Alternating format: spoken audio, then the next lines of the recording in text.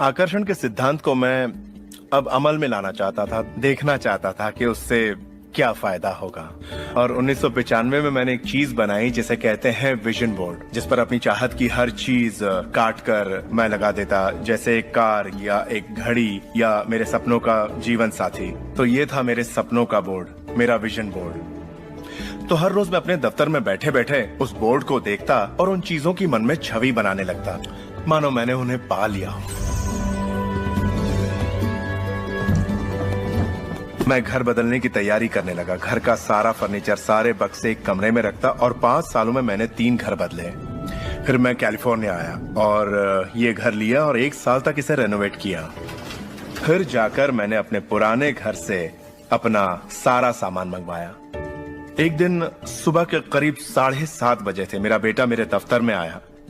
एक बक्सा जो 5 सालों से बंद पड़ा दरवाजे के पास रखा था, मेरा बेटा उस पर बैठकर पैरों से उसे बजाने लगा। तो मैंने कहा, बेटा डिस्टर्ब मत करो, मैं कुछ काम कर रहा हूँ। इन बक्सों में क्या है डैडी?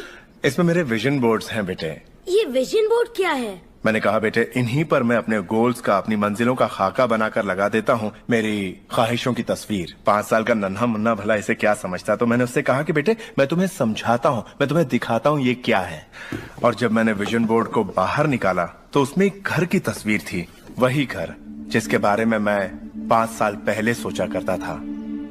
और सबसे ताज्जुब की बात यह थी कि हम उसी घर में रह रहे थे, उस तरह के घर में नहीं।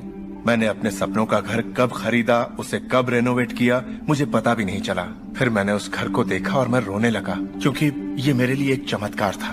आप रो क्यों रहे हैं? बेटे अब मैं जान गया हूँ कि आकर्षण का सिद्धांत कैसे काम करता है। बेटे मैं समझ गया हूँ कि इच्छा शक्ति से क्या नहीं हो सकता।